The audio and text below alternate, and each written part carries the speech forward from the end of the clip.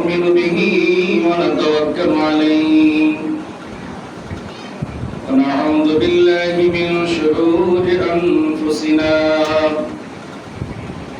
من يهده الله فلا مضل له ومن يضلله فلا هادي له ونشهد أن لا إله إلا الله وحده لا شريك له ونشهد أن سيدنا مولانا محمدا عبده ورسوله أما بعد فقد قال الله تعالى في كلامه المجيد والفرقانه الحميد أعوذ بالله من الشيطان الرجيم بسم الله الرحمن الرحيم قل بفضل الله وبرحمته فبذلك فليفرحوا هو خير مما يجمعون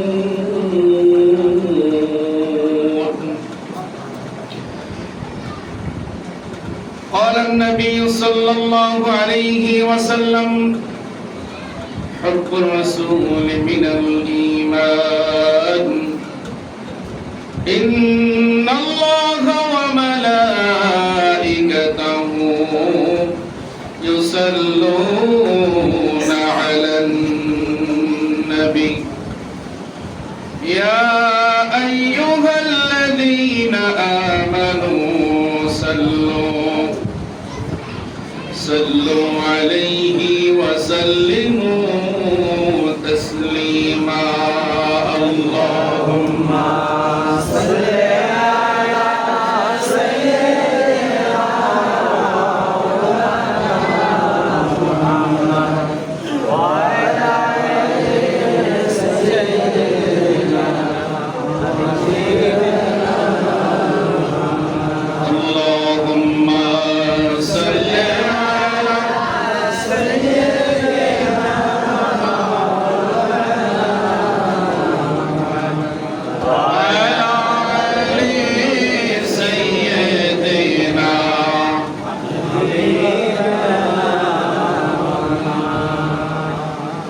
वो जिसके लिए महफिल को नेम सजी है फिरदौस से बनी जिसके वसीले से बनी है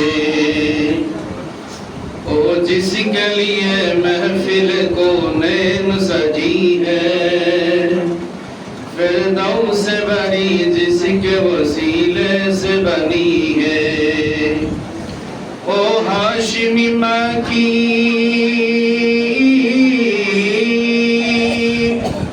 ओ हाशिमी माँ की मदनी उल अरबी है ओ मेरा नबी अक्षर शब्द ओ मेरा नबी मेरा नबी मेरा नबी है ओ मेरा नबी है अहमद के मोहम्मद के वही खत्म रसूल है मखदूम मुराबी के वही वाली कुल है अहमद के मोहम्मद के वही खत्म रसूल है मखदूम मुराबी के वही वाली कुल है उस पर ही नजर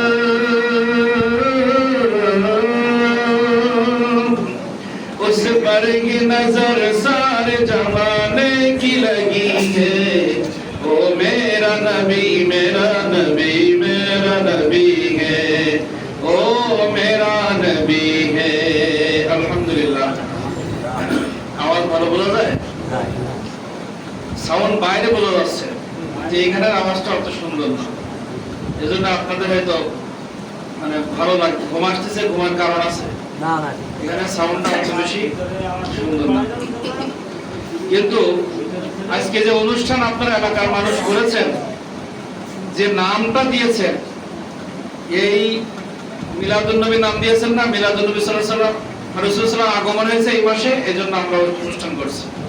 মিলাদুন নবীটা তো আসলে ফরজ কোনো কাজ না, ওয়াজিবও না, এটা মুস্তাহাসান বলা হয়েছে। কি বলা হয়েছে? মুস্তাহাসান। কিন্তু কিছু কিছু কাজ আছে, যেমন তাহাজ্জুদের নামাজ, এটা কি আমাদের জন্য ফরজ, ওয়াজিব নাকি নফল? এটা আমরা না পড়লে আল্লাহ তাআলা আমাদের কিয়ামতের মাঠে কি করবে না? আটকাবে না।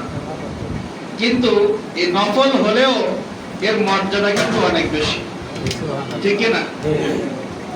কিছু কিছু নফল ইবাদত আছে যেটা আমাদের জন্য ফরজ না, কিন্তু হাসরের ময়দানে ওই নফল গুলো, ওই মুস্তাহাসান গুলো ফরজের ঘাটতি পূরণ করবে। সুবহানাল্লাহ। রাসূল করিম সাল্লাল্লাহু আলাইহি ওয়াসাল্লামের আগমনের অনুষ্ঠান উলামায়ে কেরাম মুস্তাহাসান বলেছেন। কিন্তু একটু চিন্তা করে দেখেন বাবা, আজকে যে মসজিদের মধ্যে আমরা বসে আছি, টুপি মাথায় দেওয়ার সুযোগ হয়েছে, আমাদের মুখের মধ্যে দাড়ি, সুন্দর দাড়ি, যে দাড়ির কারণে একটা সুন্নাত। আমার রাসূল করিম সাল্লাল্লাহু আলাইহি ওয়াসাল্লাম বলেন, মান আহাব্বা সুন্নতি ফাকাদ আহাব্বানি ওয়া মান আহাব্বানি কানা মাই ফিল জান্নাহ। আমার নবী করিম সাল্লাল্লাহু আলাইহি ওয়াসাল্লাম বলেছেন, মান আহাব্বা সুন্নতি ফাকাদ আহাব্বানি ওয়া মান আহাব্বানি কানা মাই ফিল জান্নাহ। আমার যে উম্মত আমার একটি সুন্নতকে মহব্বত করবে, হতে পারে সেটা নিয়মিত মাথায় টুপি দেওয়া, হতে পারে সেটা নিয়মিত দাড়ি রাখা, একটা সুন্নতের কথা বলা হয়েছে। আমার উম্মত যে কোনো একটা সুন্নতকে যদি মন থেকে মহব্বত করতে পারে এবং সমাজের মধ্যে সেই সুন্নতের বাস্তবায়ন করতে পারে, আমার সেই উম্মত একটা সুন্নতকে মহব্বত করার কারণে আমি নবী, সে আমাকে মহব্বত করেছে, আর আমি নবী আমাকে যে মহব্বত করবে, আমি নবী যে জান্নাতের মধ্যে থাকব, আমার সেই উম্মত সেই জান্নাতে থাকবে। এখন প্রশ্ন হলো, যে নবী করিম সাল্লাল্লাহু আলাইহি ওয়াসাল্লামের সুন্নাত ভালোবেসে আপনি আমি জান্নাতে যাব, উনি যদি দুনিয়ায় না আসতেন, দাড়ির ফজিলতের সুযোগ ছিল না। কাবা শরীফের গেলাম ধরে হাজার কান্না করলো, কান্নার কোনো সুযোগ ছিল না।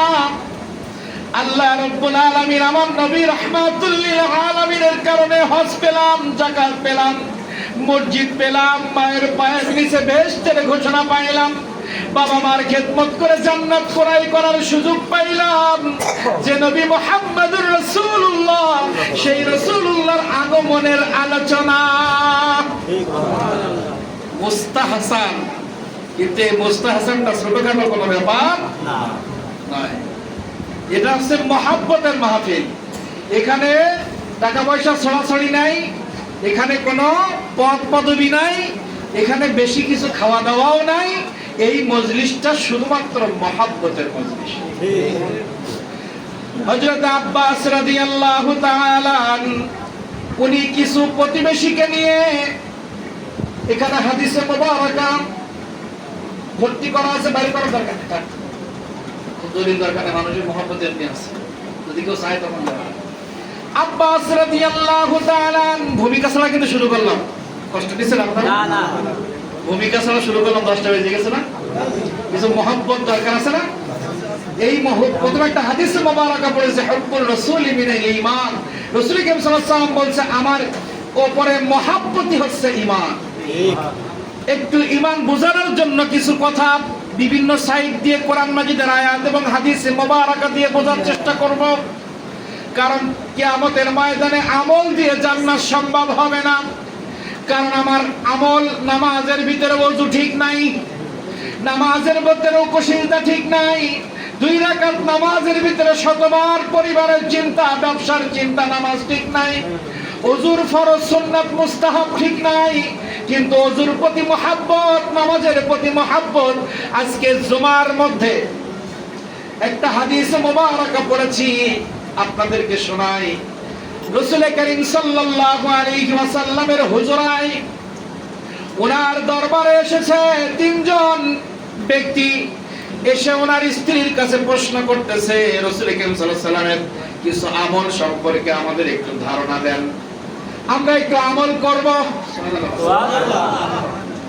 রাসূল করিম সাল্লাল্লাহু আলাইহি ওয়াসাল্লামের ঘর মোবারক থেকে আওয়াজ বের হয়, আমার নবীজির সাথে তোমরা আমল করে পারবা? সুবহানাল্লাহ। বলে আমরা ইবাদত করে আল্লাহকে খুশি করব। ইবাদতের ঘোষণা দিল, সারাদিন ইবাদত করবে। তাই রাসূল করিম সাল্লাল্লাহু আলাইহি ওয়াসাল্লামের কাছে শুনতে আসছে কিভাবে ইবাদত করে। বলছে আমার নবী রাহমাতুল লিল আলামিনের আগে পরে গুনাহ আল্লাহ তাআলা সব maaf করে দিয়েছেন, কোন নবীর সাথে তোমরা তুলনা করতে চাও? যখন ইবাদতের কথা শুনতে এসেছে রাসূল করিম সাল্লাল্লাহু আলাইহি ওয়াসাল্লাম তাৎক্ষণিক মজলিসে এসে বলছে, কি চাও তোমরা? বলছে আমাদের এমন কিছু ইবাদত আমরা করতে চাই, সারা রাত ইবাদত করব, সারা দিন ইবাদত করব। আরেকজন বলে তিনজনের তিন রকম বক্তব্য। একজন বলে সারা দিন নামাজ পড়ব, সারা রাত ইবাদত করব। আরেকজন বলে সারা যতদিন বেঁচে থাকবো প্রত্যেক দিন রোজা রাখবো। কি করছে? রাসূল করিম সাল্লাল্লাহু আলাইহি ওয়াসাল্লাম বলছে যে যতই ইবাদত করো, যাই করো, আমার সুন্নাত, আমি নবী, আমার পরে মহব্বত, আমার সুন্নাতের উপর যদি মহব্বত না থাকলে ইবাদতে কাজ হবে না। ঠিক। রাসূল করিম সাল্লাল্লাহু আলাইহি ওয়াসাল্লামের মহব্বত কেমন জিনিস একটু চিন্তা করে দেখেন। রাসূল করিম সাল্লাল্লাহু আলাইহি ওয়াসাল্লাম মক্কা থেকে মদিনায় হিজরত করবেন। মক্কা থেকে মদিনায় হিজরত করবেন। কাফের বেঈমান মুশরিকরা নির্যাতন করতে করতে করতে করতে শেষ। যখন আমার নবী করিম সাল্লাল্লাহু আলাইহি ওয়াসাল্লামকে হত্যার ষড়যন্ত্র ফাইনাল, আল্লাহ রাব্বুল আলামিন জিবরাইলকে পাঠিয়ে বলছে, জিবরাইল মক্কার জমিনে গিয়ে আমার নবী মুহাম্মদুর রাসূলুল্লাহকে বলো মক্কার জমিন থেকে মদিনায় হিজরত করতে হবে। কোথায়? মক্কার জমিন থেকে মদিনায় হিজরত করতে হবে। এই ওহীটা যখন আমার নবী মুহাম্মদুর রাসূলুল্লাহ সাল্লাল্লাহু আলাইহি ওয়াসাল্লামের উপরে এই সংবাদ যখন আসছে, প্রথম এই সংবাদটি সিদ্দিক আকবর রাদিয়াল্লাহু তাআলা আনহুর সাথে আলোচনা করেছেন। মুহাব্বতের কথা বলছি। মুহাব্বতের সাথে অর্থের কোনো তুলনা হয় না, মুহাব্বতের সাথে ক্ষমতার কোনো তুলনা করা যায় না, মুহাব্বতের সাথে চেহারার কোনো তুলনা হয় না। আপনার আমার মাথায় বড় পাগড়ি থাকতে পারে, 24 ঘন্টা আমার মাথায় টুপি থাকতে পারে, 24 ঘন্টা আমার পরনিশ গোল পাঞ্জাবি থাকতে পারে, কিন্তু এই পাঞ্জাবি, এই টুপি, এই সৌন্দর্য দিয়ে আল্লাহ তাআলার কাছে মাপ পাওয়া যাবে না যদি আপনার অন্তরের প্রতি আল্লাহ, আল্লাহ রাসূলের প্রতি মহব্বত, ভালোবাসা, তাজিম, শ্রদ্ধা না থাকে। সিদ্দিক আকবরকে বলছে মদিনায় যাওয়া লাগবে, কিন্তু ডেটটা বলে নাই। কি বলে নাই? কোন তারিখ, কখন যাবে, সময়টি উল্লেখ না করে বলছে আকবর, সিদ্দিক আকবর আমার উপরে হুকুম হয়েছে যে কোনো সময় আমাকে মদিনায় চলে যেতে হবে। এই কথা বলার পরে হঠাৎ করে একদিন গভীর রজনীতে সিদ্দিক আকবরের গৃহে আমার নবী করিম সাল্লাল্লাহু আলাইহি ওয়াসাল্লাম গেছেন।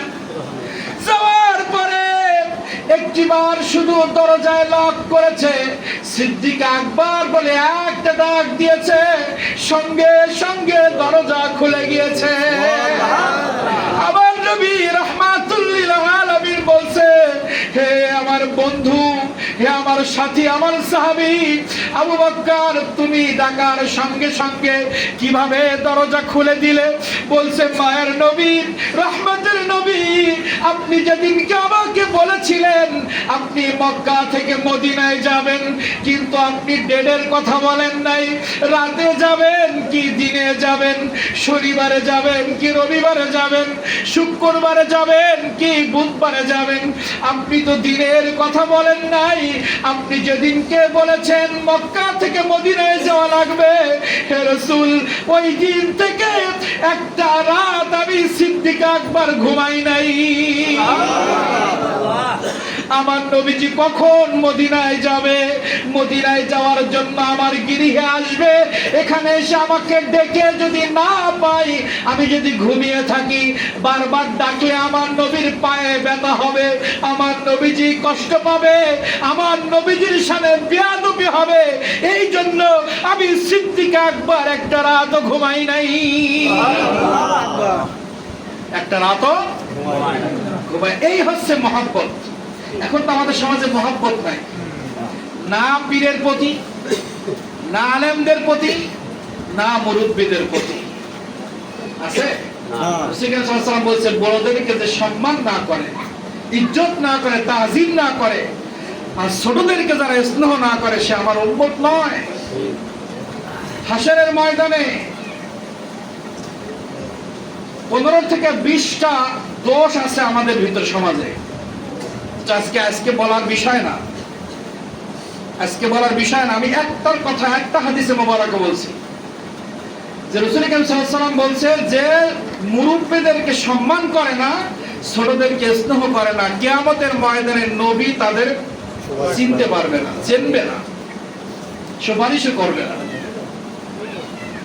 ঠিক আছে, কিন্তু গুরুজনের শ্রদ্ধা এখন আছে, পারলে একটা চট দিলে ভালো হয়। বাচ্চারা, ছোট ছোট বাচ্চাদের আমাদের মাথায় হাত দিয়ে স্নেহ করার কথা, কিন্তু একটু ভুল করলে মায়ের রেডি আছে, ঠিক আছে না? কোন সুন্নত আমাদের সমাজে নাই। কিন্তু রাসূল সাল্লাল্লাহু আলাইহি ওয়াসাল্লামের 1500 বছর আগের সুন্নত গবেষণা করে আজকে ডাক্তাররা লক্ষ লক্ষ কোটি কোটি টাকা কামাই করতেছে। বিজ্ঞানীরা রাসূল সাল্লাল্লাহু আলাইহি ওয়াসাল্লামের 1500 বছর আগের সেই থিওরিগুলো গবেষণা করে কোটি কোটি টাকা কামাচ্ছে, কিন্তু রাসূল সাল্লাল্লাহু আলাইহি ওয়াসাল্লামের থিওরি মৌখিক অস্বীকার করে। কিন্তু যত বিজ্ঞানের আবিষ্কার, ডাক্তারদের যতই থিওরি, পেটকে খালি করো, ডাক্তার বলছে পেট ভরে খাও না, তাহলে ডায়াবেটিস আর প্রেসার যে কোনো সময় আপনাকে আমাকে ধরবে। পেটটা একটু খালি করে, এখন পেট খালি করে আমরা এখন ডাক্তারের কাছে শুনছি, কিন্তু ডাক্তারেরও ডাক্তার 15 বছর আগে আমার নবী মুহাম্মদ রাসূলুল্লাহ পেটকে 4 ভাগ করতে বলেছেন সাল্লাল্লাহু আলাইহি ওয়াসাল্লাম। ডাক্তার বলছে টাকনুর নিচে প্যান পরো না, যৌবন থাকবে না, কিন্তু রাসূল সাল্লাল্লাহু আলাইহি ওয়াসাল্লাম 1500 বছর আগে বলে গেছে টাকনুর নিচে প্যান পরো না, কবিরা গুনাহ, এটা কোরআন মাজিদে আছে। তাহলে এই ডাক্তার আমাদের যে থিওরি গুলো দিচ্ছে, ওপেন সার্জারি তো আমার নবী সাল্লাল্লাহু আলাইহি ওয়াসাল্লামকে আগেই করেছে। সব আপনি বিজ্ঞান, ডাক্তার যত থিওরি দেখবেন সব বিজ্ঞান ভিত্তিক একটা বই বের হয়েছে, এরকম বাংলা, এতগুলো পুরো হবে, ওখানে শত শত রাসূল সাল্লাল্লাহু আলাইহি ওয়াসাল্লামের হাদিস এবং বর্তমান বিজ্ঞানের গবেষণা মিল করা হয়েছে। বিজ্ঞানের একটা গবেষণা লেখা হয়েছে, পাশে রাসূল সাল্লাল্লাহু আলাইহি ওয়াসাল্লামের হাদিস দিয়ে প্রমাণ হয়েছে এই বিজ্ঞান তুমি যা আবিষ্কার করেছো, এটা নবী সাল্লাল্লাহু আলাইহি ওয়াসাল্লাম 1500 বছর আমাদেরকে হাদিয়া দিয়ে গেছে। সুবহানাল্লাহ। আজকে আমেরিকা বলেন, অস্ট্রিয়া বলেন, কানাডা বলেন, ভারত, আমেরিকা বলেন, আমেরিকার রাস্তাগুলো দেখেন ধুলা পাওয়া যায় না, কিন্তু তাদের গায়ে কাপড় নেই মহিলাদের। যারা প্রতিনিয়ত আল্লাহর সাথে শিরিক করছে, যারা মুশরিক, গায়ে কাপড় রাখে না, কিন্তু সেখানে মারামারি হানাহানি নেই কেন? তারা এত রোগগ্রস্ত হচ্ছে না কেন?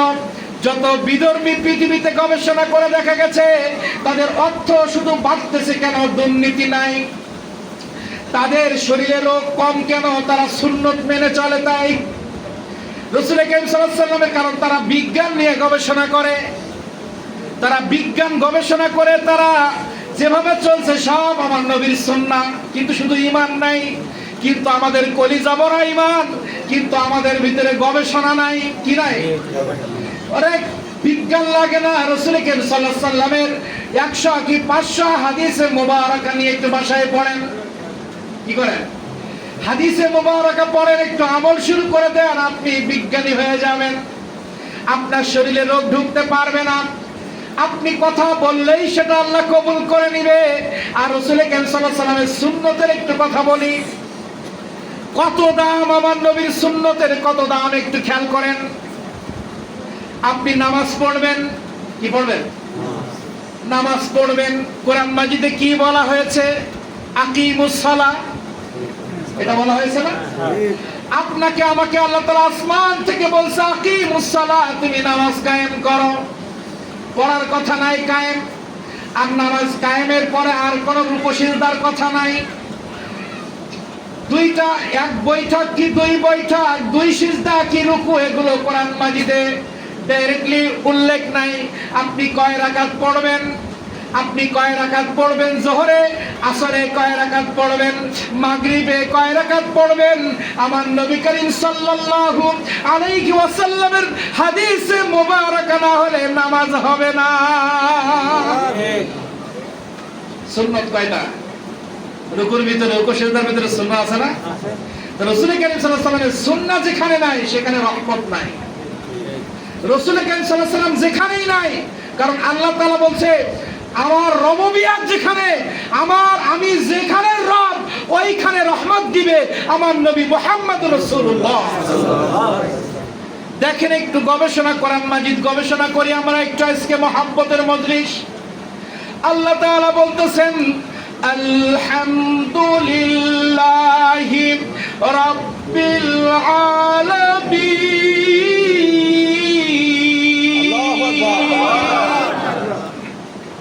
জোর হচ্ছে না তো? আপনাদের মাইকে জোর নেই, কিন্তু আমি তো কলিজা দিয়ে কথা বলছি, কারণ এটা রাসূল করিম সাল্লাল্লাহু আলাইহি ওয়াসাল্লাম মিলাদের মাহফিল।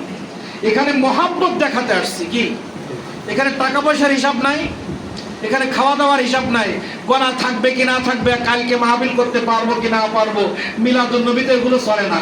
এটা অন্য অন্য মাহফিলে চলে। এই জজবার মাহফিলে প্যাকেট পাইলাম কি পাইলাম না, গলা থাকলো কি থাকলো না, হাদিয়া পাইলাম কি পাইলাম না, এর সাথে এই মাহফিলের কোনো সংযোগ নেই। এটা মহব্বতের মাহফিল। কারণ রাসূল করিম সাল্লাল্লাহু আলাইহি ওয়াসাল্লাম বলছেন লা ইউমিনু আহাদুকুম হাত্তা আকুনা আহাব্বা ইলাইহি মিন ওয়ালিহি ওয়া ওয়ালাদিহি ওয়ান নাসি আজমাইন।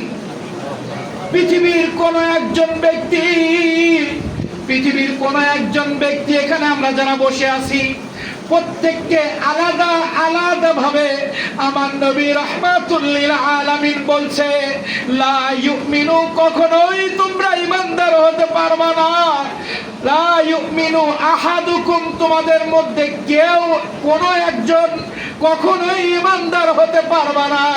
লা ইউমিনু আহাদুকুম হাত্তা, ততক্ষণ পর্যন্ত যতক্ষণ না পর্যন্ত তুমি বা তোমরা তোমাদের বা তোমার বাবার থেকে, মায়ের থেকে, সন্তানের থেকে, আত্মীয় স্বজনের থেকে, অথবা পৃথিবীতে যা কিছু আছে সব কিছু থেকে আমি নবী মুহাম্মদুর রাসূলুল্লাহ সাল্লাল্লাহু আলাইহি ওয়াসাল্লামকে বেশি পরিমাণ মুহাব্বত না করতে পারবে, লা ইউমিনু, আল্লাহু আকবার, তোমরা ঈমানদার হতে পারবে না। পৃথিবীর সবার থেকে আমার নবী মুহাম্মদুর রাসূলুল্লাহ সাল্লাল্লাহু আলাইহি ওয়াসাল্লামকে ইজ্জত করতে হবে, তাজিম করতে হবে, মুহাব্বত করতে হবে, এরপরে ঈমান কল্পনা করতে হবে। এখন যদি রাসূল করিম সাল্লাল্লাহু আলাইহি ওয়াসাল্লাম আমার বড় ভাই, তাজিম হলো না বেয়াদবি হলো? রাসূল করিম সাল্লাল্লাহু আলাইহি ওয়াসাল্লামের ঘাম আতরের মতো, আর আমাদের ঘাম আমার ভাই শুকতে পারে না। যদি বলি তুমি উনিও যা আমিও তাই, মহব্বত হলো না কোলাকুলি করার মতো হইলো? আমি এখন যদি এখন এমপি সাহেবের জায়গায় আসে বা ডক্টর ইউনূস যদি আসে, আপনি কি পাজা করে গলা ধরা ধরতে পারবেন? জুতো কি থাকবে কারণ ভাই আসলে করা থাকতেন? বলেন, ডাক্তার ইউনূস সাহেব যদি এখানে আসে, উনি এখন বর্তমান উপদেষ্টা প্রধান, উনার কথা বাদ দেন, একজন টিওনো, একজন ডিসিএসপি যদি আমাদের মাহফিলের সামনে এখন এসে দাঁড়িয়ে যায়, এখান থেকে কোনো একজন গিয়ে যদি উনার গলা জড়িয়ে ধরে বলে ভাই আসেন, পাশে যারা থাকবে বন্দুকের গুলি ছাড়তে দেরি করবে?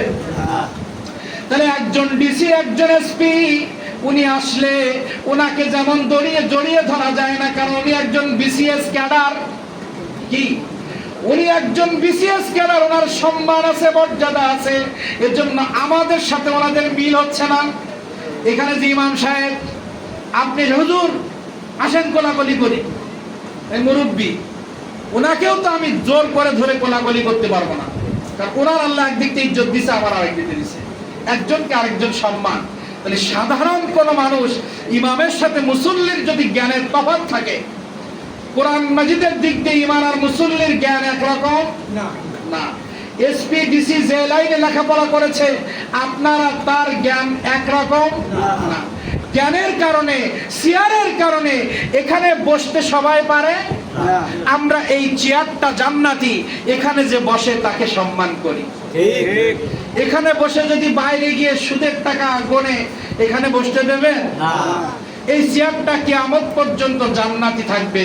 এখানে যে বসবে সে জান্নাতে যাবে কিনা সেটা তার কর্ম বলবে, কিন্তু এইটা কিয়ামত পর্যন্ত কেউ নাড়াতে পারবে না। এখানে যিনি বসবে তিনি বছর কি বছর পরিবর্তন হবে, কিন্তু এই চেয়ার থাকবে। প্রিন্সিপালের চেয়ার, আজকে আমি প্রিন্সিপাল, রিটায়ার্ড হলে আরেকজন, মারা গেলে আরেকজন, এমপি একজন পালালে আরেকজন, মারা গেলে আরেকজন। এমপির চেয়ার কিয়ামত পর্যন্ত থাকবে, এই মসজিদের মেম্বার কিয়ামত পর্যন্ত থাকবে, প্রধানমন্ত্রীর চেয়ার কিয়ামত পর্যন্ত থাকবে, মন্ত্রীর চেয়ার কিয়ামত পর্যন্ত থাকবে, এসপির চেয়ার কিয়ামত পর্যন্ত থাকবে, ডিসির চেয়ার কিয়ামত পর্যন্ত থাকবে। কিন্তু ওই মানুষগুলো আজ আছে কাল নাই। যদি ওই জান্নাতি চেয়ার, প্রত্যেকটা চেয়ার আল্লাহ তাআলা জান্নাতে যাওয়ার জন্য দিয়েছেন। ব্যবসায়ীদের একটা সম্মানের চেয়ার আছে, চাকরিজীবীদের একটা চেয়ার আছে, ইমামতির একটা চেয়ার আছে, বিচারপতির একটা চেয়ার আছে, আছে না? প্রত্যেকটা জান্নাতের নিয়ামত। যিনি বসবেন উনি যদি সঠিক ব্যবহার করে ওই চেয়ার ওনাকে জান্নাতে নিয়ে যাবে, আর ওই চেয়ারের অবমূল্যায়ন করলে হাসরের ময়দানে ওই চেয়ারটাকে লাথি মেরে জাহান্নামে দিয়ে দিবে। তাহলে আমরা দুনিয়াবি একজন আরেকজনের সাথে আমাদের জ্ঞানের ডিভাইডেড আছে, আমাদের মতো না। আর যে রাসূল কারীম সাল্লাল্লাহু আলাইহি ওয়াসাল্লামকে আল্লাহ তাআলা বলেছেন, আমার রাসূল কারীম সাল্লাল্লাহু আলাইহি ওয়াসাল্লামের ইজ্জত আমি আকাশচুম্বী করেছি। সুবহানাল্লাহ। উনি ওনার আঙ্গুলের ইশারা চন্দ্র দ্বিখণ্ডিত হয়। উনি মায়ের গর্ভে থাকা আর আমাদের থাকা এক নয়। আমরা মায়ের পেটে গেলে বমি আর অসুস্থ, আর মা আমেনার বর্ণনা বলছে নবী মুহাম্মদুর রাসূলুল্লাহ সাল্লাল্লাহু আলাইহি ওয়াসাল্লাম আমার রেহেমে যখন প্রবেশ করেছে সেইখান থেকে আমার শরীরে শক্তি বেড়ে গেছে। সুবহানাল্লাহ। আমার শরীরে শক্তি বেড়ে গেছে। যখন জান্নাতি চারজন নবী আমার গৃহে এসে সালাম দিচ্ছে, যা আদম, আমার নবী মুহাম্মদ রাসূল নূর মুবারক মারে আমের রেহেমে প্রবেশ করেছে, তুমি তাকে গিয়ে আহলান সাহলান জানিয়ে আসো। কি জানিয়ে আসো? আহলান সাহলান মারহাবা জানিয়ে আসো। কি জানাবে? মারহাবা জানিয়ে আসো, মারহাবা জানিয়ে আসো। আমরা যখন মায়ের গর্ভে গিয়েছি, মা বলে আমার বমি করেছি বাবা, কত ব্যথা সহ্য করেছি, আজকে তুই আমার সাথে খারাপ ব্যবহার করলি, কত কষ্ট পেটের মধ্যে থাকা অবস্থায় তুই আমাকে দিয়েছিস, এখন কেন এত আমাকে কষ্ট দিস, আমার সাথে বেয়াদবি করিস। কিন্তু আমার নবী মুহাম্মদুর রাসূলুল্লাহ মায়ের গর্ভে যখন আসছে, আমেনা অসুস্থ হয়ে গিয়েছে। নবী মুহাম্মদুর রাসূলুল্লাহ দুনিয়া আসছে, টেরও পায় নাই। গোসল দেওয়া লাগে নাই, খতনা করা লাগে নাই, কাপড় পরানো লাগে নাই। হবার সঙ্গে সঙ্গে আসমান থেকে ফেরেশতা এসে নবী মুহাম্মদুর রাসূলুল্লাহকে নিয়ে সমস্ত পৃথিবী ভ্রমণ করিয়েছে। আপনাকে আমাকে কোন জায়গায় নিয়ে আপনি আমি দুনিয়া আসলে গোসল না দেওয়া পর্যন্ত কেউ কোলেও নেয় না। কি? আর আমাদের স্ত্রীর গায়ের যে গন্ধ না ধোয়া পর্যন্ত ঘরে কেউ ঢুকতেও চায় না। কোন দিক দিয়ে নবী মুহাম্মদ রাসূলুল্লাহ সাল্লাল্লাহু আলাইহি সাল্লাম উনিও যা আমিও তা বলবেন, কোন দিক দিয়ে, কোন সূত্র দিয়ে বলবেন? ওই যে কোরআন মাজিদের আয়াত, কুল ইন্নামা আনা বাশারুম মিসলুকুম। আল্লাহ তাআলা বলেন, নবী আপনি সাধারণ মানুষকে গিয়ে বলেন আপনি তাদের মতো একজন মানুষ। কিন্তু তারপরে কি বলেছে আল্লাহ তাআলা? আপনি তার সমাজের মানুষকে গিয়ে সাধারণ মানুষের মতো পরিচয় দেন, নাহলে আপনার কাছে এসে হেদায়েত পাবে না। একজন এমপি সাহেবের যে পাওয়ার, একজন প্রধানমন্ত্রীর যে পাওয়ার, সেই পাওয়ার নিয়ে যদি এলাকায় আসে মানুষ তাকে দাম দেবে। কিন্তু একজন নেতা ভোটের আগে কিন্তু সাধারণ মানুষের মধ্যে এসে কোলাকুলি করে, যখন পাশ করে তখন নিজের অস্তিত্ব ভুলে যায়। ঠিক না? কিন্তু আসলে নিয়ম ছিল সারা জীবন কোলাকুলি করা।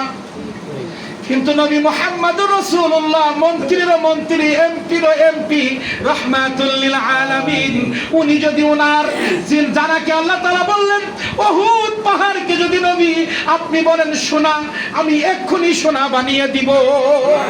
আসরের নামাজে 2 রাকাত নামাজের পরে যে নবী শুধু মনে মনে চিন্তা করেছে আমি যদি কাবার দিকে ফিরে নামাজ আদায় করতাম, আমার আদি পিতা ইব্রাহিম ছিল কাবার দিকে ফিরে নামাজ আদায় করত, আমি আকসার দিকে নামাজ আদায় করছি, আমার মন চায় আমার পিতা ইব্রাহিমের মতো আমি কাবার দিকে ফিরে নামাজ আদায় করব। এই চিন্তা শুধু মনের মধ্যে আনতে দেরি জিবরাইল এসে নামাজের মধ্যে বলছে হে আল্লাহ রাসূল বাদবাকি 2 রাকাত আপনি মসজিদ আকসা বাদ দিয়ে কাবার দিকে নামাজ আদায় করেন। যে নবী মনে মনে চিন্তা করলে আল্লাহ কবুল করে। কি করে? ইশারা করলে 2 টুকরা হয়ে যায়। ইশারা করলে কি হয়? তাহলে এত পাওয়ার যে নবীকে আল্লাহ তাআলা দিয়েছেন, ওই নবী আসল রূপ নিয়ে যদি মানুষের কাছে আসতো, মানুষ হেদায়েত নিতে পারতো না, পারতো না। এই জন্য আল্লাহ রূপক শব্দে বলেছেন, আমার নবীকে অহংকার মুক্ত হওয়ার জন্য বলেছেন। নবীকে সাল্লাল্লাহু আলাইহি ওয়াসাল্লাম আসল রূপ দিয়ে আমি নূর নবী, আমি আখির জামানের নবী, আমি শ্রেষ্ঠ নবী, আমার পাওয়ার এই স্লোগান দিয়ে যদি মক্কার জমিনে আসতেন, মানুষ হেদায়েত পাইতো না। শুধু অহংকার মুক্ত থাকার জন্য নবী সাল্লাল্লাহু আলাইহি ওয়াসাল্লামের পাশে গিয়ে মানুষ যেন কথাগুলো শুনে একটু কলিজার শান্তি পায়, এজন্য একেবারে নরম করে আমাদের মতো করে আমাদের সামনে প্রেজেন্ট করেছেন। এর অর্থ এই না উনি আর আমি এক।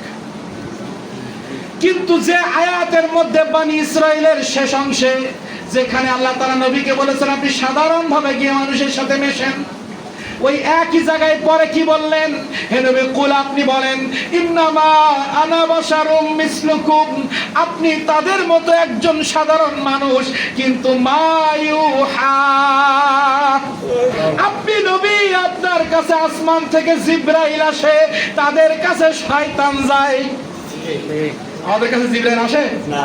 সারাদিন শয়তান এসে বলে আজান হয়েছে চার দোকানে যা, আজান হয়েছে টিভির সামনে যা, আজান হয়েছে টিভির সামনে যা, খেলাধুলায় যা।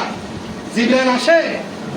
তাহলে যার কাছে জিবরাইল আসে তিনি আর আমি এক না। এইবার আসেন আমার নবীর পজিশন জানলাম, এবার মহাব্বতের কথা বলতেছিলাম। আপনি আমি মহাব্বত না করলে আমাদের ঈমান থাকতেছে না। রাহমাতে আলাম নূরে মুজাসসাম, সবাই রাহমাতে আলাম নূরে মুজাসসাম, সাহাবীরা আতর বানায় ওই নবীজির ঘাম। বানাইছে না আতর? কতগুলো হাদিস নিলেন, সাহাবীদের মেয়ের বিয়ে রাসূল সাল্লাল্লাহু আলাইহি ওয়াসাল্লাম আতর দিয়েছেন উপহার। আতর কি? গায়ের ঘাম। ঘামগুলো কোটোই ভরে ভরে রাখতেন, আমার সাহাবীরা গায়ে মাখবে। কি করবে? রাহমাতে আলাম নূরে মুজাসসাম, সাহাবীরা আতর বানায় ওই নবীজির ঘাম। তোমরা শোনো জানো মানো কেমন আমার নবীজি, যাহার পাগল চন্দ্র সূর্য তারকারাজি, যাহার পাগল চন্দ্র সূর্য তারকারাজি। তোমরা আরো শুনবানি সুন্দর কাহিনী, জান্নাতের রুমে রুমে লেখা নবীর নাম, জান্নাতের রুমে রুমে লেখা নবীর নাম। উস্তনে খান্নানা কি প্রথম দিকে যে খেজুর গাছ এলাম দিয়ে খুতবা দিতেন, বুখারী শরীফের হাদিস। গাছ কেটেছেন যখন ওই মেম্বার থেকে গাছকে সরানো হয়েছে, বুখারী শরীফ লম্বা হাদিস পড়ে দেখেন। উস্তনে খান্নানা একটি, এই যে নাম পড়া আছে এটা তো হাদিস থেকে নেওয়া। মানুষের ওই মন মানসিকতাগুলো একটুখানি এদিকে আনার জন্য আলেমরা এই গজল আকারে এগুলো গায়, সব হাদিস আকর্ষণ করার জন্য একটু করে। ঘুম আসে না অনেক সময়, ওই ঘুমটাকে একটু ফেরানোর জন্য হাদিসে মোবারকাগুলো এভাবে নাতের মতো করে গজলের মতো করে পড়ে। উস্তনে খান্নানা একটি খেজুর গাছের নাম, যাকে ধরে খুদ খুতবা দিতেন রাসূল আকরাম, যাকে ধরে খুতবা দিতেন রাসূল আকরাম। গাছটি নবীর বিরহে কাঁদিতে রহে, হতভাগ্য হইল যত সাহাবায়ে কেরাম, হতভাগ্য হইল যত সাহাবায়ে কেরাম। আল্লাহ তাআলা বললেন, আমার নবীর মহব্বত তোমাদের কেন করা লাগবে? একটা হাদিসে মুবারক বলেছি, সবার আগে মহব্বত, কারণ শ্রদ্ধা তাজিম যদি না থাকে, নবী করিম সাল্লাল্লাহু আলাইহি সাল্লামের পরে মহব্বত তাজিম না হলে আপনার সুন্নতের ভিতরে আপনার আদব আসবে না। কারণ আপনি এই মুরব্বিকে অনুসরণ করবেন, এই মুরব্বি এলাকার নেতা, ওনাকে আপনি অনুসরণ করবেন। অনুসরণের আগে ওনার প্রতি আপনার ভালোবাসা আসতে হবে। আপনি একজন চেয়ারম্যানকে তখনই তাজিম করতে পারবেন মন থেকে, তার প্রতি যখন ভালোবাসা তৈরি হবে। এজন্য আল্লাহ তাআলা প্রত্যেকটা জায়গায় রাসূল কারীম নিজেও বলেছেন, আল্লাহ তাআলাও বলেছেন, সবার আগে আমার নবীর প্রতি মহব্বত দরকার। মহব্বত না হলে সুন্নাত মানা সম্ভব নয়। আজকে মহব্বত নেই বিদায় টুপি ছাড়াও আমাদের নামাজ হচ্ছে। কি টুপি রাসূল সাল্লাল্লাহু আলাইহি সুন্নাত, কিন্তু এখন ফতোয়া বেরিয়ে গেছে, কিছু করার নেই। মানে সুন্নাত বাদ দিতে দিতে এরপরে যদি গেঞ্জি খুলি নামাজ পড়ার মাসলা বেরোতো তাহলে ভালো হইতো। কি হইতো? গেঞ্জি খুলি নামাজ পড়তে পারলে ভালো হইতো, এমনকি জাঙ্গিয়া পরে পড়তে পারলে আরো ভালো হইতো। ঠিক না? কুরবানি করতে করতে মহব্বত এমন জায়গায় আমাদের চলে গেছে, আমাদের কথার ভিতরে রাসূল কারীম সাল্লাল্লাহু আলাইহি ওয়াসাল্লামের নাম নিলে আদব নাই, কথার ভিতরে বেয়াদবি। কি সাহাবায়ে কেরামদের কথা, সাহাবায়ে কেরাম রাদিয়াল্লাহু তাআলা আনহুমা এনারা ছিলেন জান্নাতি, যে সাহাবায়ে কেরাম জীবন উৎসর্গ করে দিয়েছেন আমার রাসূল কারীম সাল্লাল্লাহু আলাইহি ওয়াসাল্লামের ইসলামকে, সুন্নাতকে সমাজে বাস্তবায়ন করতে গিয়ে সেই সাহাবায়ে কেরামের কথা বলতে গিয়েও আমাদের বেয়াদবি হচ্ছে। ঠিক ঠিক কিনা বলেন?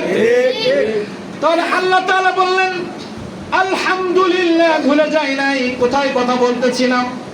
আমি কত বলেছি মহব্বতটা আমরা বুঝবো আগে, কারণ এই অনুষ্ঠানটা মহব্বতের। এই মহব্বত করে কারা কি পেয়েছে ওদিকেও টুকটাক যাব। মহব্বত করার কারণে দেখেন সিদ্দিক আকবর রাদিয়াল্লাহু তাআলা এই যে দীর্ঘদিন রাত্রে না ঘুমায় দরজার কাছে দাঁড়িয়ে থাকলেন। মহব্বত না থাকলে সারা রাত না ঘুমায় দাঁড়িয়ে থাকা যায় না। যখন যুদ্ধের ময়দানের জন্য কালেকশন হচ্ছে, যুদ্ধের জন্য অনেক অর্থের প্রয়োজন, রাসূল কারীম সাল্লাল্লাহু আলাইহি ওয়াসাল্লাম সাহাবায়ে কেরামদেরকে বলতেছেন, যুদ্ধের ময়দানের জন্য অনেক অর্থের প্রয়োজন, তোমাদের যা যার কিছু আছে নিয়ে আসো। কেউ উট নিয়ে আসলেন, কেউ মুদ্রা নিয়ে আসলেন, কেউ উট নিয়ে আসলেন, কেউ মুদ্রা নিয়ে আসলেন। সিদ্দিক আকবর রাদিয়াল্লাহু তাআলা একটা টোপলাই করে উনিও কিছু নিয়ে আসলেন, উনিও কিছু নিয়ে আসলেন, উনি একটা টোপলা নিয়ে আসলেন, কেউ তো উট নিয়ে আসলেন, কেউ অস্ত্র নিয়ে আসলেন, কেউ দিরহাম নিয়ে আসলেন। সিদ্দিক আকবরের টোপলা খুলে দেখা গেছে ওনার চুলের ছাই পর্যন্ত উনি উঠায় নিয়ে আসছে। সিদ্দিক আকবর কিছু চাউল, ওই সময় যা ছিল আটা বলেন আরে বলেন, মানে একেবারে তো ছাই নিয়ে আসছো কেন?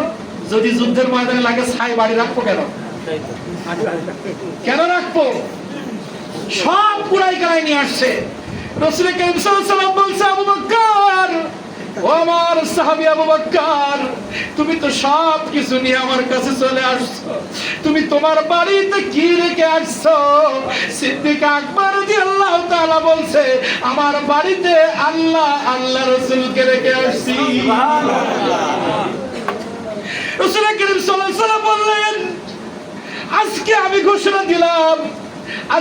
ঘোষণা দিলাম সিদ্দিক আকবরের ভালোবাসায় আমি এত লাভবান হয়েছি। সিদ্দিক আকবরের আমল এক পাল্লায় আর সারা বিশ্বের মুমিনের আমল এক পাল্লায় রাখলে সিদ্দিক আকবরের পাল্লা ভারী হয়ে যাবে। বলেন, শত শত উট নিয়ে আসলো, কোটি কোটি টাকার উট, কোটি কোটি দিরহাম, অন্য অন্য সাহাবায়ে কেরাম কোটি কোটি টাকার সম্পদ, এখন বর্তমান জামানা যদি হিসাব করি সেই সময় সম্পদ crore crore million million dollar রাসূল করিম সাল্লাল্লাহু আলাইহি ওয়াসাল্লামের সামনে এনে উপস্থিত করলেন। আর সিদ্দিক আকবর যা নিয়ে আসছে 500 টাকাও হবে না। কিন্তু সিদ্দিক আকবরের মহব্বত ছিল সবার থেকে ঊর্ধ্বে। এই মহব্বতের কারণে রাসূল করিম সাল্লাল্লাহু আলাইহি ওয়াসাল্লাম বললেন, সিদ্দিক আকবরের আমলে এত বেশি আল্লাহ তাআলা খুশি হয়েছেন, সিদ্দিক আকবরের এত বেশি খুশি হয়েছেন কিয়ামতের ময়দানে যত প্রকার জান্নাত আল্লাহ সৃষ্টি করেছেন, শুধু সিদ্দিক আকবরের জন্য প্রত্যেকটা জান্নাত ওপেন করে দেওয়া হবে। কি করা হবে? ওপেন করা হবে। আমাদের জন্য কি লাগবে? আল্লাহ ধরো, আল্লাহ ধরো। রাসূল করিম সাল্লাল্লাহু আলাইহি ওয়াসাল্লামের কাছে যাব, আদম আলাইহিস সালাম লাথি মারবে। হ্যাঁ, আপনি তো সবার আগের নবী, আপনি একটু কিছু করেন, আমাদের তো আর সহ্য হয় না, এই তাপ আর সহ্য হয় না, কলিজা থরথর করে কাঁপতেছে, একটা পানিও পাই না, একটু করেন। আরে কিছু করার ক্ষমতা নাই, সব নবী ফেরাই দিবে। সে জনাবে মুহাম্মদুর রাসূলুল্লাহ আমাদের জন্য সেই দায় পড়ে যাবে। সেই নবীর সাথে কথা বলতে গেলে হুশ করে বলতে হবে। কি করে? হুশ করে বলতে, ইয়া রাসূলুল্লাহ, ইয়া হাবিবাল্লাহ, ইয়া রাসূলুল্লাহ, তুমি জীবন। এই হাদিস দেব, আগে বেইনি প্রত্যেকটা টপিকসের এগেইনস্ট দলিল দেব।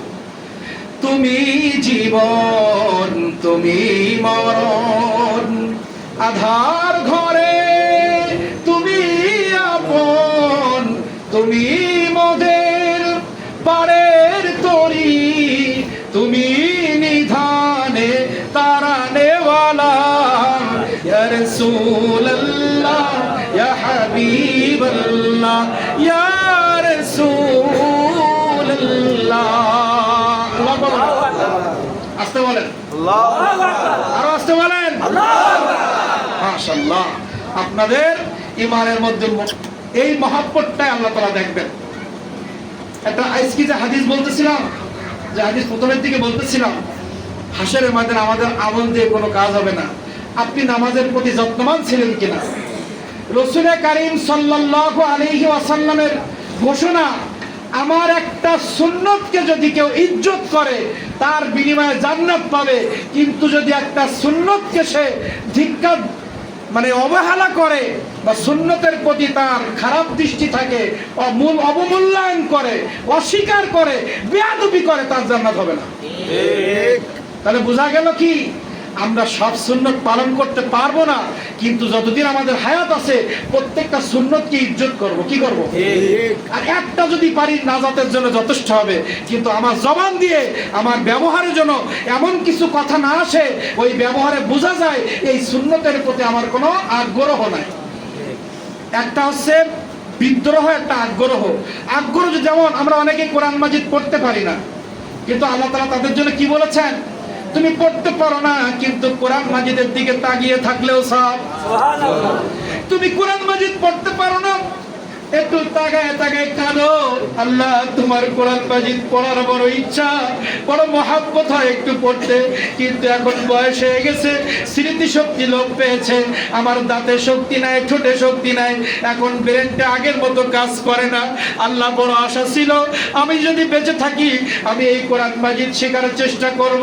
এই বলে চোখের পানি যদি ছেড়ে দেন, একজন হাফেজ একটা পৃষ্ঠা তেলাওয়াত করে যে সওয়াব হবে, আপনি ওই পৃষ্ঠার দিকে তাকিয়ে থাকলে সেই সওয়াব হবে।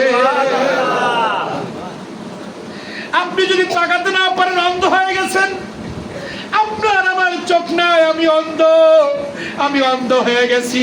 এই কোরআন মাজিদটা নিয়ে যদি আমি বুকের মধ্যে এভাবে চেপে ধরি, চেপে ধরে বলি, আল্লাহ আমার মনে বড় আশা তোমার কোরআন মাজিদ আমি একটু পড়বো, কিন্তু আমার চোখের দৃষ্টি তুমি কেড়ে নিয়েছো। আমার দৃষ্টি যদি ভালো থাকতো আমি এই কোরআন মাজিদ শিক্ষা করতাম। এই কথা বলে বলে চোখের পানি ছেড়ে দিয়ে কোরআন মাজিদ বুকে ধরে চাপ দিয়ে মহব্বতে চোখের পানি যদি ছেড়ে দিতে পারি, ওই কোরআন মাজিদ খতম করার সওয়াব আল্লাহ তাআলা দান করে দিবেন। যেটা বলতে চেয়েছিলাম, কোরআন মাজিদের প্রতি, ইসলামের প্রতি, সুন্নতের প্রতি দরদ থাকতে হবে। মানতে আমরা কেউ না, আমি ইহুজুর সেহুজুর কোনো বিশ্বাস পৃথিবীতে নাই যে পরিপূর্ণ সুন্নতের ইত্তেবা করবে বর্তমান বিশ্বে। আমাদের কারোর দ্বারা সুন্নত পরিপূর্ণ পালন করা সম্ভব নয় বর্তমান প্রেক্ষাপটে, কিন্তু আমাদের মহব্বত থাকতে হবে। কি থাকতে হবে? সুন্নতের প্রতি যেন ঘৃণা না আসে, কোরআন মাজিদের প্রতি যেন ঘৃণা না আসে, ইসলামের প্রতি যেন ঘৃণা না আসে, মহব্বতটা যেন 100% থাকে। বাস্তবায়ন যতটুকু করব ওই ওসিলা আল্লাহ তাআলা আমাদেরকে পার করে দিবেন। কিন্তু আমাদের আদবদার হতে হবে, বেয়াদব হলে হবে না। আমাদের নম্র হতে হবে, উগ্র ভাব হলে হবে না, বিনয়ী ভাব হতে হবে। হতে পারে আমি ইমাম, হতে পারে আমি নেতা, বড় ব্যবসায়ী, আমার 5টা ছেলে বড় চাকরি করে, আমি বড় চেয়ারে চাকরি করি, কিন্তু দেখেন গাছে যখন ফল হয়, গাছের ফলটা কিন্তু গাছের পাতাগুলো, ডালগুলো নিচের দিকে নিয়ে যায়। যখন যার জ্ঞান বেশি, আল্লাহ তাআলা যত বেশি কবুল করে, সে আদবদার হয়, বেয়াদব হয় না।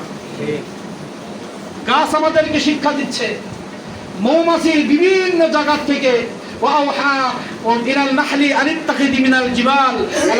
মৌমাছি তুমি বিভিন্ন জায়গা থেকে মধু কালেক্ট করো, কিন্তু সবটা খেতে পারবো না, আমার বান্দার জন্য চাকের মধ্যে একটু রাখো। মৌমাছি আল্লাহর হুকুম পালন করে আমাদের জন্য মধুর ব্যবস্থা করছে। পেট করে খেয়ে ফেললে কিছুই করার ছিল না, কিন্তু মৌমাছি আল্লাহর হুকুম পালন করেছে।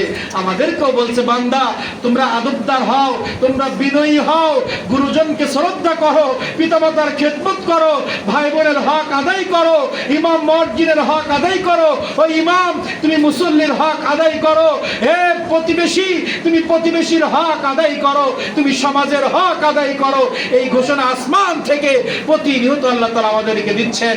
আর এই হক আদায় করতে গেলে আমাদের বিনয়ী ছাড়া সম্ভব না। আল্লাহ তাআলা বললেন, আলহামদুলিল্লাহি রাব্বিল আলামিন। মসজিদের রব আমি আল্লাহ। খুব খেয়াল করে শুনবেন, একজনও যদি হাত উঁচু করে বলেন, হুজুর আর পারতেছি না, শেষ করব, কিন্তু হাত না ওঠা পর্যন্ত চলবে, ঠিক না? যখন বলবে চলবে না, তাৎক্ষণিক মোনাজাত, কথা না বললে চলতেই থাকবে, কারণ মহব্বতের মাহফিল বলেছি না। যদি আমরা আজকে রাত্রে ইন্তেকাল হয়ে যায়, শুধু আফসোস হবে, আল্লাহ ওই রাতটা যে রাতে আমি মসজিদে ছিলাম, যদি আমি আরেকটু বেঁচে থাকতাম, আমি আরো হুজুরকে বলতাম আলোচনা করেন। কারণ এখানে আমরা যারা আছি, কারোর জীবন 20 বছরে নিভে যাবে, কারোর জীবন 30 বছরে নিভে যাবে, কারোর জীবন 50-এর কোঠায় নিভে যাবে, কারোর 60-এর কোঠায় যাবে, কারোর 70-এ যাবে, কারোর 100-এ যাবে। নিভে যাবে তো যাবে, এই নিভা বন্ধ করার ক্ষমতা কারণ নাই, এই বন্ধ করার ক্ষমতা কারণ নাই। আল্লাহ রাব্বুল আলামিন বলছেন, আলহামদুলিল্লাহি রাব্বিল আলামিন। 40 থেকে 80 হাজার মাখলুক আমার পৃথিবীর জমিনে আমি মাখলুক সৃষ্টি করেছি। আমি পিঁপড়ার রব, আমি মৌমাছির রব, আমি মাছির রব, আমি মশার রব, আমি মাছের রব, আমি পশুর রব, আমি গাছের রব, আমি সূর্যের রব, আমি চন্দ্রের রব, আমি আকাশের রব, আমি বৃষ্টির রব, আমি আকাশে যে মেঘ, সেই মেঘের রব, আমি জমিনের রব, আমি জমিনের উপরে যে রাস্তা, সে রাস্তার মালিক আমি, জমিনের মধ্যে যে মসজিদ বানাও, এই মসজিদের মালিক আমি। জমিনের মধ্যে তোমরা রাজনীতি করতে গিয়ে এমপি, মন্ত্রী, চেয়ারম্যান, টিওনো, ডিসিএসপি, ডিসিএসপি, উপজেলার চেয়ারম্যান, ওয়ার্ড মেম্বার সহ শুরু করে পৃথিবীর জমিনে যা কিছু তোমরা সৃষ্টি করেছো, ওই প্রত্যেকটা সৃষ্টির মালিক আমি আল্লাহ রাব্বুল আলামিন। এইবার আল্লাহ তাআলা সূরা ফাতিহায় বললেন, এবার আল্লাহ তাআলা সূরা আম্বিয়ার মধ্যে বলছে, পৃথিবীর প্রত্যেকটা ইঞ্চি জায়গার মালিক আমি, পৃথিবীতে জিন জাতির মালিক আমি, ফেরেশতার মালিক আমি, মানুষের রব আমি, পশু পাখির রব আমি, মসজিদের রব আমি, মাদ্রাসার রব আমি। আর প্রত্যেকটা আমার রববিয়ত যেখানে যেখানে আমার সৃষ্টি, ওইখানের মধ্যে রাহমাতুল লিল আলামিন আমার নবী। বাস্তবতা বললে বুঝবেন। আল্লাহ তাআলা সূরা আম্বিয়ার শেষের দিকে বললেন, ওয়ামা আরসালনাকা ইল্লা রাহমাতাল লিল আলামিন। আল্লাহ তাআলা বলেন মসজিদের মালিক আমি, কিন্তু এই মসজিদে বরকত দেবে আমার নবীর সুন্নাহ। এখানে আলহামদুলিল্লাহি রাব্বিল আলামিন, সবার রব আমি। এখানে বলছে আলামিন, ওয়ামা আরসালনাকা ইল্লা রাহমাতাল লিল আলামিন। আমি সৃষ্টির মালিক, আর ওই সৃষ্টির মধ্যে বরকত দিবে আমার নবী মুহাম্মাদুর রাসূলুল্লাহ সাল্লাল্লাহু আলাইহি ওয়াসাল্লাম। একটু চিন্তা করেন, এই চেহারা, এই বডির মালিক যদি আমার আল্লাহ হয়ে থাকে, আমার এই চেহারার মালিক কে? আল্লাহ। এই চেহারার মালিক কে? আল্লাহ। এখন এই দাড়ি রাখতে নবী বলেছে না আল্লাহ বলেছে? আল্লাহ। দাড়ি রাখলে সমাজে সম্মান বাড়ে না কমে? বাড়ে। চেহারার সৌন্দর্য বাড়ে না কমে? বাড়ে। চেহারার মালিক আল্লাহ, চেহারার মধ্যে বরকত, সমাজের মধ্যে আপনার ইজ্জত বাড়িয়ে দিল কার সুন্নাত? এজন্য আল্লাহ বললেন তোমার চেহারার মালিক আমি, কিন্তু চেহারার মধ্যে যখন আমার নবী ঢুকবে, আমার নবীর আদর্শ ঢুকবে, ওই চেহারায় বরকত দিয়ে ভর করে দিব। মসজিদের মালিক আমি আল্লাহ। মসজিদে সুন্নতের বাস্তবায়ন হলে ওই মসজিদে বরকত দিবে কেমনে? আপনি মসজিদে, আজকে মসজিদে ঢোকার পরে গল্প, বাইরের চিন্তা। কেন চিন্তা? মসজিদে ঢোকার সময় আদব আছে কয়টা? কথা বলেন, জোরে কথা বলেন। গজল পড়বো না, এইভাবে ওয়াজ করবো, যেদিকে নেবেন সেদিকে আছে। কিছু আমলের কথা বলি নাকি? মসজিদের মালিক আল্লাহ, কিন্তু আল্লাহ তাআলা বলছেন ওই মসজিদে ঢোকার পরে তোমার শরীর শীতল হয়ে যাবে, তোমার চোখে পানি টলমলো টলমলো করবে, তোমার কলবটা থরথর করবে। তুমি যখন সেজদার জন্য প্রস্তুত গ্রহণ করবে, তোমার শরীরের ভিতরে অনুভূতি সৃষ্টি হওয়া শুরু হবে।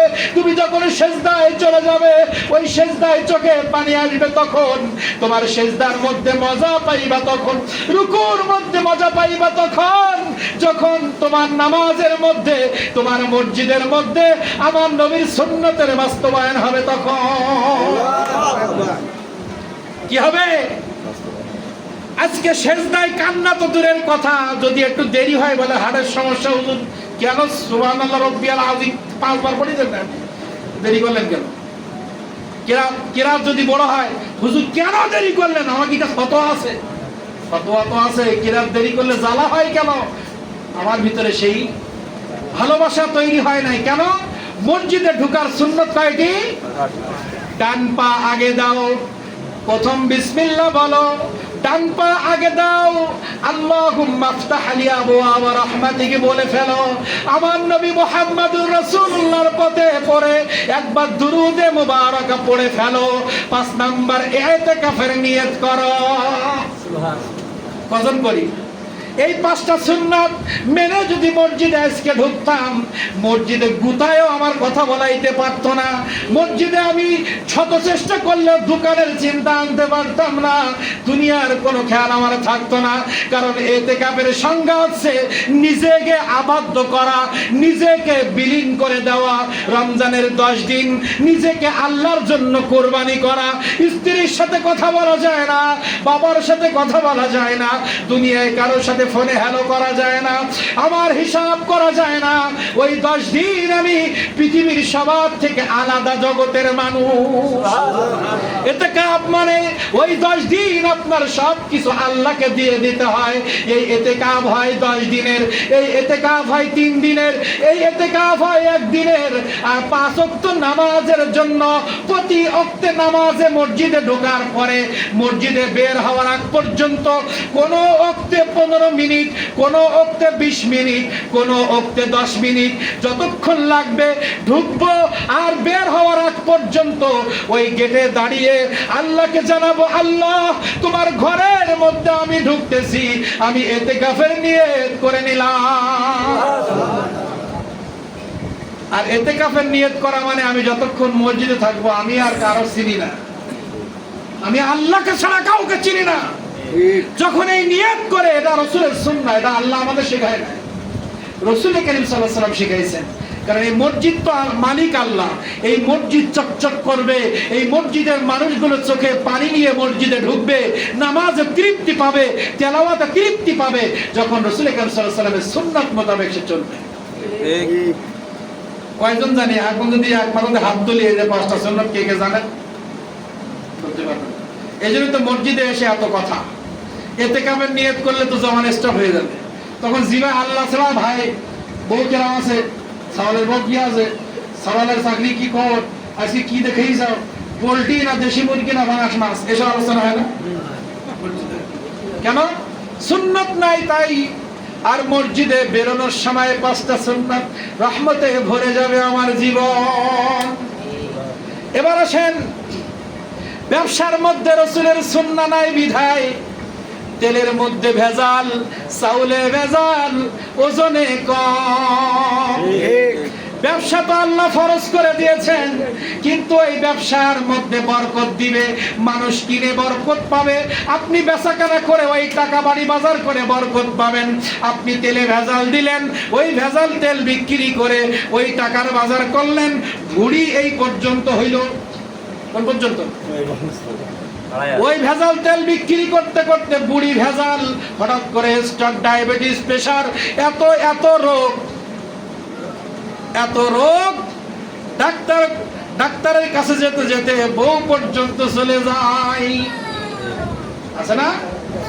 শক্তি নাই, সন্তানগুলো নামাজ পড়ে না, কারণ আপনি সন্তানের যে লোকমা গালে খাওয়াইছেন, আপনার খাওয়ার দিয়ে শরীরে রক্ত তৈরি হয়েছে, এটা হারাম, ওর গুতালেও নামাজ পড়বে না। আজকে যদি আমার ব্যবসার মধ্যে রাসূলের সুন্নাহ থাকতো, ক্রেতাও মজা পাইতো, বিক্রেতাও মজা পাইতো। কলাগুলো কাঁচা কাঁচা মানুষের গাছ থেকে কিনে বাড়ির ঘরের মধ্যে স্প্রে করে। রাসূলের সুন্নাহ কি এটা? স্প্রে করা। রাসূলের সুন্নাহ যদি মানতেন, আপনি কবিরা গুনাহ থেকে বাঁচতেন। আর মানুষের প্রয়োজন কলা খাওয়া লাগবে, ডাক্তার বলেছে দৈনিক একটা কলা, একটা আমরা, এক বাতাবি লেবু, একটা কাগজি লেবুর 3 ভাগের 1 ভাগ খাইতে হবে, 5 পিস বাদাম খাইতে হবে, কাঁচা ছোলা খাইতে হবে 1 মুঠ, তাহলে তোমার টক্সিন তৈরি হবে, তোমার ভিতরে অ্যান্টিবায়োটিক তৈরি হবে। এই অ্যান্টিবায়োটিক তৈরি করার জন্য 1 পিস করে প্রতিদিন কলা খাওয়া লাগে, কিন্তু কলায় তো আপনি বাড়ি থেকে স্প্রে করিয়ে নিছেন। অ্যান্টিবায়োটিক হওয়ার বদলে আরো কি করবে? ভাইরাস তৈরি হবে। তাহলে আমার একটা সুন্নাত না মানার কারণে আমিও বিপদে পড়লাম, যে কিনলো সেও বিপদে পড়লো। আমি যেটা বুঝাইতে চেয়েছি, আমার চেহারার মধ্যে বরকত আসবে। রাসূলের সুন্নাহ যখন আসবে, আপনাকে আমাকে স্যালুট করবে মানুষ, আপনাকে আমাকে সম্মান করবে, ইজ্জত দিবে, আপনাকে আমাকে মহব্বত করবে। তখন নবীজির সুন্নাহ জীবনে বাস্তবায়ন করবেন যখন। ঠিক না? সরবেন হুজুর আগে বলতে মাইক ভালো হলে খেলা হইতো। কারণ এটা যদি শোনেন, আপনি এই জায়গায় আসেন, যে কথা বলে তার আওয়াজ যদি সে না শুনতে পায়, কথা বেরোয় না। কি চাচা ঠিক বলেছি না? আপনি একদিন নিজে পরীক্ষা করবেন, মসজিদের মধ্যে এসে এই কানে লাগাবেন, কথা বলে যদি আপনার কথা কানে না আসে, তো মনে হয় খেলা দিয়ে চলে যাবে। কিন্তু এই যে বলেছি প্রথম মহব্বতের মাহফিল, এখানে আপনারা যতক্ষণ বসবেন, আল্লাহ রাসূল সাল্লাল্লাহু আলাইহি ওয়াসাল্লামের মহব্বত যতক্ষণ আমাদের এই শরীরের ঘাম, এসব মহব্বতের ঘাম, আমাদের এই আজকের মহব্বত হইতে পারে আমাদের নাজাতের ওসিলা। ঠিক কিনা বলেন? আল্লাহ তাআলা বললেন, আল্লাহ রাসূল কারীম সাল্লাল্লাহু আলাইহি ওয়াসাল্লাম বললেন, এখানে কিছু আছে প্রতিদিন একই রকম বোঝাইতে হচ্ছে। পানির বোতল নেই, কোনটা দেন কোন? রাসূল কারীম সাল্লাল্লাহু আলাইহি ওয়াসাল্লামের হাদিসে মুবারকা বলি, রাসূল করিম সাল্লাল্লাহু আলাইহি ওয়াসাল্লাম যে হাদিসে মুবারাকা বলেছেন, লা ইউমিনু আহাদুকুম হাত্তা আকুনা হাব্বা ইলাইহি মিন ওয়ালিহি ওয়া ওয়ালাদিহি ওয়ান নাসি আজমাইন। হে পৃথিবীর মানুষ, তোমরা কখনোই মুমিন হতে পারবে না যতক্ষণ না পর্যন্ত তুমি তোমার সন্তান, তোমার স্ত্রী, তোমার বাবা মা, তোমার ব্যবসা বাণিজ্য, তোমার প্রতিবেশী, তোমার নিজের জীবনের থেকে বেশি আমি নবী আমাকে মহব্বত না করতে পারবা, ভালো না বসতে পারবা, তুমি ইমানদার হতে পারবা না। ধরেন এই আপনি, এই আমি, এই আমার ইমাম সাহেব, শ্রদ্ধেয় ইমাম, এই হচ্ছে আমার মুয়াজ্জিন, এই হচ্ছে আমি বা আপনি বা ইমাম, এই হচ্ছে আপনি বা ইমাম। আহাদুকুম কি ওয়াহেদ মানে এক বছর। আল্লাহ রাসূল বলেন কোন একজন ইমানদার হতে পারবে না। তাহলে এই হচ্ছে আজমাইন, আজমির, এই হচ্ছে জিয়াউর রহমান, এই হচ্ছে আব্দুল্লাহ। এখন আমার চারিপাশে আছে দুনিয়া। রাসূল করিম সাল্লাল্লাহু আলাইহি ওয়াসাল্লাম তুমি একা, এক সাইডে তোমার চারিপাশে তোমার দুনিয়া, এই দুনিয়ার মধ্যে তোমার স্ত্রী, এই দুনিয়ার মধ্যে তোমার সন্তান, এই দুনিয়ার মধ্যে তোমার বাবা মা, এই দুনিয়ার মধ্যে তোমার প্রতিবেশী, এই দুনিয়ার মধ্যে তোমার ব্যবসা, এই দুনিয়ার মধ্যে তোমার চাকরি, এই দুনিয়ার মধ্যে তোমার পজিশন, এই দুনিয়ার মধ্যে তোমার ক্ষমতা, এই দুনিয়ার মধ্যে যা কিছু আছে, তোমার বাইরে যা কিছু আছে, সবার থেকে তুমি যতক্ষণ পর্যন্ত আমি নবী আমাকে ঢুকাইতে না পারবা, এই দুনিয়ার সবকিছু তোমার থাকবে, কিন্তু এই দুনিয়ার সবকিছুর মধ্যে এখানে আমাকে ডাউনলোড করতে হবে। আমাকে যদি তুমি না ঢুকাইতে পারো, তুমি ইমানদার হতে পারবা না। তার মানে কি? এই হচ্ছে আপনি আপনার সন্তান, এখানে সন্তানকে যদি আদর্শবান সন্তান না বানাইতে পারেন, ওই সন্তানের দ্বারাই হুকাল পরকাল হারিয়ে যাবে। এই স্ত্রীকে যদি পর্দার মধ্যে না রাখতে পারেন, এই পর্দা মানে রাসূলের সুন্নাহ মোতাবেক জীবন যাপন। রাসূলের সুন্নাহ যদি স্ত্রীর মধ্যে না থাকে, ওই স্ত্রী তালাক হওয়ার আশঙ্কা আছে, ওই স্ত্রী অন্যের সাথে জিনা করার আশঙ্কা আছে, ওই স্ত্রীর হাতে মার খাওয়ার সম্ভাবনা আছে, ওই স্ত্রীর হাতে গালি শোনার সম্ভাবনা আছে, ওই স্ত্রীর দ্বারা না খেয়েও থাকা লাগতে পারে, ওই স্ত্রীর দ্বারা রাতে বাড়ি না ঘুমায়ে অন্যের বাড়ি ঘুমাইতে লাগতে পারে।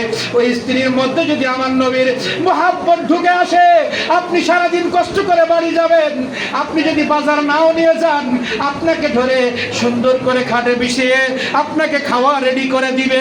রাসূলের সুন্নাহ যদি স্ত্রীর মধ্যে থাকে, ও জীবন যাবে কিন্তু পারপুরুষের দিকে জিনা তো দূরের কথা তাকিয়েও দেখবে না, কল্পনা আনবে না, স্বামী বাদে অন্য কারোর চিন্তা করবে না। আপনার আমার ভিতরে যদি রাসূলের সুন্নাহ থাকে, আমি আমার স্ত্রী ছাড়া কাউকে কল্পনা করতে পারবো না। আপনার আমার ভিতরে রাসূলের সুন্নাহ যদি থাকে, আমার সন্তানের জবান খোলার সাথে সাথে আমার আল্লাহর কোরআন মাজিদের আলিফ বা থেকে ইয়া পর্যন্ত আগে ঢোকায় দিল। সুবহানাল্লাহ। আখির দাওয়ানা শেষ করব না।